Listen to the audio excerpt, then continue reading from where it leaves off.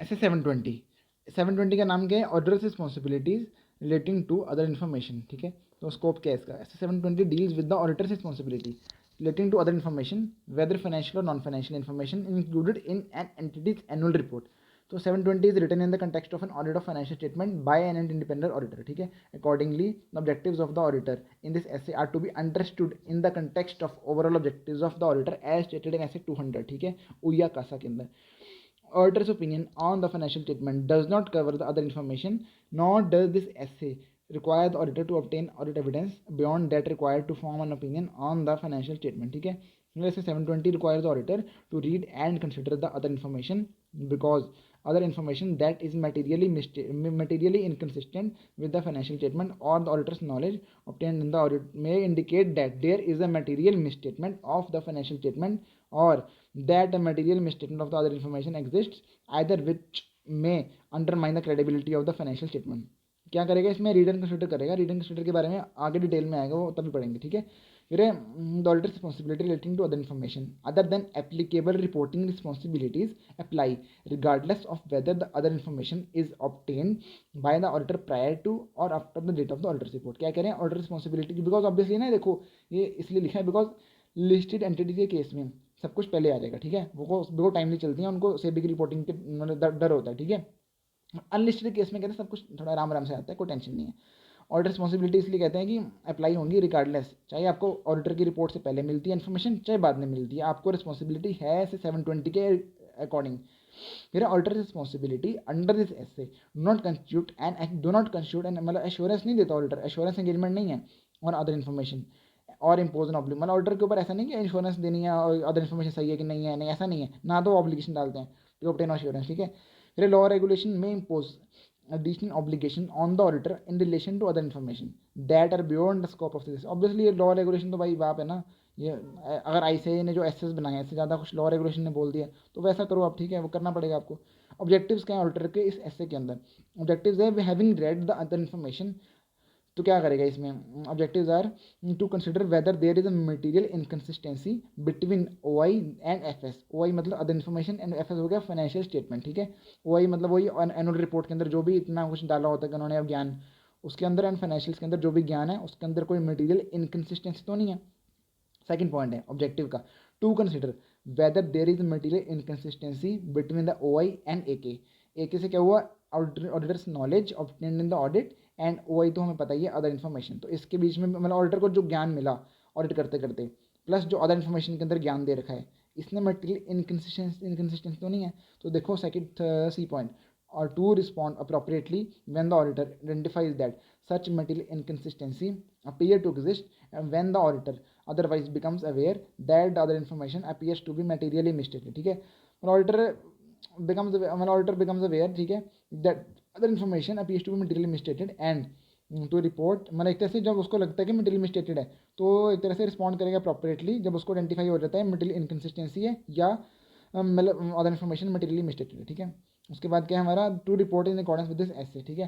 फिर है आगे डेफिनेशन, एनुअल रिपोर्ट क्या होती है पता ही हमें, वैसे पढ़ लेते हैं। डॉक्यूमेंट और combination of document prepare typically on an annual basis by management और TCWG in accordance with the law regulation और custom, the purpose of which is to provide owners with information on entity's operation and entity's financial result, ठीक है, and financial position as set out in the financial statement, ठीक है। उसके बाद क्या है, annual report contains or accompanies the financial statements and auditor's report thereon and usually includes information about the entity's developments, its future outlook and risk and uncertainties, a statement by the entity's governing body and reports covering governance matters, ठीक है।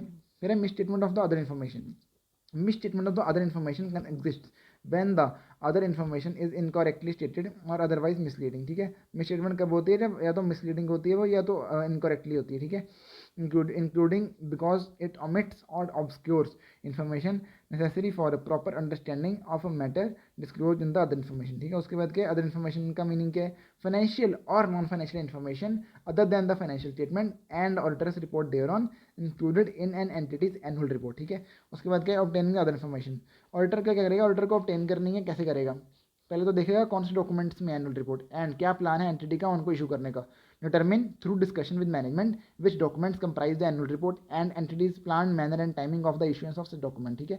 उसके बाद क्या है, make appropriate arrangements with management to obtain in a timely manner and if possible prior to the date of the auditors report and the final version of the document, मतलब and नहीं, मतलब एक तरह से ऑडिटर की report से पहले वो कोशिश करेगा मैनेजमेंट से मांगने की फाइनल वर्जन, ठीक है, जिसमें एनुअल रिपोर्ट हो। कोशिश करो कि टाइमली एंड ऑडिट रिपोर्ट से पहले मिल जाए आपको सब कुछ, ठीक है। उसके बाद है when some or all of the documents determine above will not be available until after the date of the auditor report. Auditor report के बाद में मिलेगा। ऑडिटर कह रहा है क्या यार, मज़ा नहीं आ रहा। रिक्वेस्ट करेंगे मैनेजमेंट से टू प्रोवाइड WRP। मैनेजमेंट के लिख के तो लोगे ना, कि मैनेजमेंट बाद में बोले कि भाई तुमने तो हमने तो बोला नहीं था हम देंगे, तुम क्या करोगे तुम देखते हैं, हम तुम्हारी मर्जी, हम तो कुछ भी करो, हमने तो बोला नहीं था। तो इसलिए ऑर्डर पहले ही WRP लेके रखेगा that final version of the documents will be provided to the auditor when available and prior to its issuance by the entity such that auditor can complete the procedure required by. मतलब ऐसा है कि public को देने से पहले भाई मुझे दिखानी जरूरी है, मुझे नहीं दिखाई तो भाई गलत बात है, ठीक है। मैंने उसके बाद क्या है, रीड एंड कंसिडर। अब आया ना रीड एंड कंसिडर वाला पॉइंट। तो auditor shall read the other information and in doing so, read करते करते क्या करेगा, consider whether there is material inconsistency between the OI and FS। फिर as the basis for this consideration auditor shall to evaluate their consistency, compare the selected amounts और other items in the other information. क्या करेगा, किससे compare करेगा, that are intended to be the same as to summarize और to provide greater detail about the amounts और other items in the financial statement with such amounts और other items in the financial statement. पता नहीं English अच्छी थी थोड़ी बहुत, कोई बात नहीं। एंड कंसिडर करेगा second point, weather there is material inconsistency between OI and AK। OI and AK तो पढ़ लिया था, auditors knowledge and other information in the context of the audit evidence obtained and conclusions reach in the audit, ठीक है। फिर while reading the other information, read करते करते auditor क्या करेगा, ऑडिटर को अलर्ट रहना है भाई इंडिकेशन के लिए, that the other information not related to the financial statement और the auditor's knowledge obtained the auditor obtained in the audit that appears to be materially misstated. मतलब वाइल रीडिंग है, ये आपको ध्यान रखना है, ठीक है। उसके बाद क्या है हमारा next point, other information to be compared. Other information में इंक्लूड अमाउंट्स और other items that are intended to be the same as to summarize or to provide greater detail about the amounts or other items in the financial statement, ठीक है। तो उसमें क्या है, example दो such amounts और other items में tables charts और graphs containing extract of financial, ठीक है। Disclosure providing great detail about a balance और account showing in the financial statement such as revenue. मतलब ऑडिटर को अच्छी अच्छी इन्फॉर्मेशन मिल रही है जो उसके काम आ सकती है। Description in of the financial result such as total R&D expense was this in this year, ठीक है।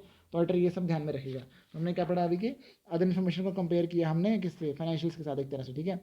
उसमें हमने फिर कंपैरिजन करके हमने सारा कुछ चेक किया, ठीक है।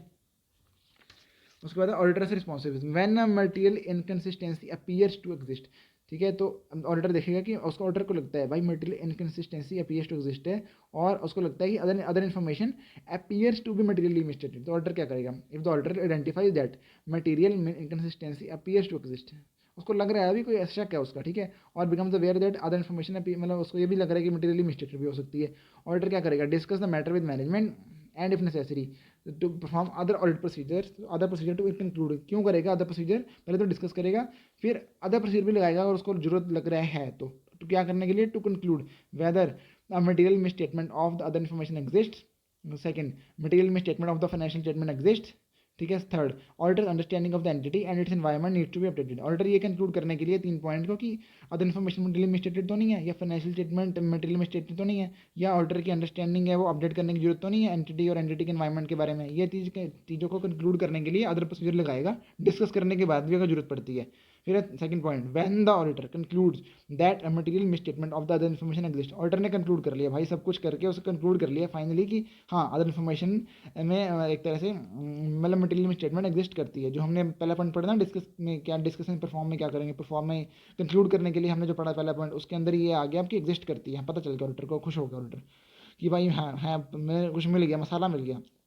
If the auditor conclude that a material misstatement exist, ठीक है, the auditor shall request management को बोलेगा मैनेजमेंट कर लो, सही कर लो। फिर है मैनेजमेंट एग्री कर, भाई ऑडिटर खुश, भाई मैनेजमेंट कर रही है तो बैठ के देखो आराम से क्या किया है नहीं किया। Auditor shall determine that the correction has been made. Second point है मैनेजमेंट मना करते हैं, नहीं नहीं हम नहीं कर रहे, सॉरी हमसे नहीं हो पाएगा। फिर ऑडिटर कम्युनिकेट करेगा पापा को एंड रिक्वेस्ट करेंगे भाई करेक्शन करवाओ, ठीक है। फिर उसके बाद ऑडिटर कंक्लूड दैट मटेरियल में statement and other information prior to the date of auditor's report and other information is not corrected। Auditor ने कंक्लूड कर लिया था मटेरियल में स्टेटमेंट है एंड जो ऑडिटर रिपोर्ट से पहले मिल गई थी एंड अदर इन्फॉर्मेशन करेक्ट नहीं कर रही है, मतलब करेक्ट नहीं हुई है। पापा को बताने के बाद मैंने TCWG को बताया था, करेक्शन फिर भी नहीं हुई है। ऑडिटर अप्रोप्रिएट एक्शन लेगा, क्या क्या लेगा, फॉर एग्जांपल कंसिडर करेगा इम्प्लीकेशन ऑफ ऑडिटर्स रिपोर्ट, मतलब ऑडिटर रिपोर्ट के ऊपर क्या इफेक्ट आएगा इसका, एंड कम्युनिकेट करेगा TCWG से, ठीक है, कि ऑडिटर कैसे प्लान कर रहा है मटेरियल में स्टेटमेंट को ऑडिटर रिपोर्ट में दिखाने के लिए, ठीक है। उसके बाद गए विड्रॉ करेगा या तो withdraw from the engagement where withdrawal is possible under applicable law regulation, ठीक है, ये इंपॉर्टेंट है, ठीक है। तो उसके बाद है सीरियस केस आ जाता है कि भाई साहब ऑर्डर कंक्लूड कर रहे हैं मटेरियल में स्टेटमेंट एग्जिस्ट, बट बात यहाँ पे क्या हुई कि ऑर्डर रिपोर्ट ऑर्डर दे चुका है, तो ऑर्डर कह रहा है भाई ये क्या हो गया, मैंने ऑर्डर रिपोर्ट भी दे दी, अदर इन्फॉर्मेशन बाद में आ रही है, मैनेजमेंट ने ऑब्वियसली बिकॉज WR पे ली थी कि हमने कि बाद में दोगे, तो मैनेजमेंट ने दे दी, तो उसने पता चला कि कंक्लूड कर लिया हमने कि OI में मटेरियल में स्टेटमेंट एग्जिस्ट करती है, और ऑर्डर रिपोर्ट जा चुकी है। ऑर्डर क्या करेगा बेचारा, तो ऑर्डर क्या करेगा, if the information is corrected perform the procedure necessary, अगर एक तरह से इन्फॉर्मेशन अगर करेक्ट हो चुकी है कम्युनिकेट करने के बाद, तो भाई ठीक है प्रोसीजर करेगा परफॉर्म अलग से, ठीक है, मतलब अमेंड करेगा ऑल्टर रिपोर्ट कुछ करेगा ऐसा, ठीक है, अगर जरूरत पड़ती है तो। फिर if the other information is not corrected after, मतलब पापा को बताया अभी, पापा कहते नहीं हमें पता ही नहीं, इग्नोर कर दिया पापा ने, ठीक है, तो मैंने TCWJ ने पापा, ठीक है, take appropriate action considering the auditor's legal right and obligation to seek to have the uncorrected material statement appropriately brought to the attention of the users for whom the auditor's report is paid, मतलब पूरी कोशिश करेगा कि अगर management नहीं correct कर रही है ना, तो अपने लीगल राइट ऑफ ऑब्लिगेशन के हिसाब से देखेगा कि पूरी कोशिश करेगा कि अनकरेक्टेड मिसस्टेटमेंट अटेंशन में लाई जाए यूजर्स की, जिनके पास भी ऑल्टर रिपोर्ट जा चुकी है, बिकॉज ऑल्टर का नाम खराब होगा कि भाई ऑल्टर ने नहीं बीच में बताया ऑल्टर रिपोर्ट के अंदर मटेरियल मिसस्टेटमेंट एग्जिस्ट करती थी। फिर है when a material misstatement in the financial statement exists or the auditor's report auditor's understanding of the entity need to be updated, क्या कह रहे हैं मटेरियल मिसस्टेटमेंट एग्जिस्ट करती है फाइनेंशियल्स के अंदर, ठीक है, हमने ऊपर पढ़ा था ना कि कंक्लूड करेगा, तो कंक्लूड अगर कर लिया उसने कि अदर इन्फॉर्मेशन में एग्जिस्ट करती है, तो हमने देख लिया कि मैनेजमेंट करती है सही नहीं करती है सही, तो ऑर्डर रिपोर्ट के पहले या ऑर्डर रिपोर्ट के बाद है, तो हमने वो केस देख लिए, विड्रॉ करेगा और ऑर्डर रिपोर्ट से पहले है, ठीक है, ऑर्डर रिपोर्ट के बाद तो क्या ही विड्रॉ करोगे, तुम्हारी ऑर्डर रिपोर्ट ही जा चुकी है, तो कुछ नहीं कर सकते तुम्हें एक्शन लेना पड़ेगा, लीगल राइट एप्लीकेशन देखने पड़ेगी। पर ये है कि उसके बाद मटेरियल स्टेटमेंट उसको मिलती है, मतलब कंक्लूड करता है कि मटेरियल स्टेटमेंट फाइनेंशियल स्टेटमेंट के अंदर है भाई, अदर इन्फॉर्मेशन के अंदर की तो हमने देख लिया, मैनेजमेंट को बोला सही करो, नहीं करती है तो हमने देख लिया, ठीक है, बट फाइनेंशियल स्टेटमेंट के अंदर ही मटेरियल स्टेटमेंट है, मतलब अदर इन्फॉर्मेशन सही है, फाइनेंशियल भी गलत है, या ऑर्डर की तरह से अंडरस्टैंडिंग है वो अपडेट होने की जरूरत है। तो ऑर्डर क्या करेगा, if as a result of performing the procedure, auditor ये कंक्लूड करता है, ठीक है, तो क्या करेगा, auditor shall respond appropriately in accordance with other SAs, ठीक है, तो मतलब एक तरह से रोमम वगैरह अपडेट करने की जरूरत है तो करेगा, तो फिर रिस्क उसको अराइज हो गया तो फिर से अपनी सारा कुछ काम करेगा, शुरू करेगा, बिकॉज उसको नया कुछ पता चल गया कि भाई फाइनेंशियल ही गलत है, फाइनेंशियल के ऊपर ही तो ऑडिट कर रहे हो, तो फाइनेंशियल गलत है तो ऑडिट रिपोर्ट क्या काम की तुम्हारी है। उसके बाद क्या है, रिपोर्टिंग पे जाते हैं।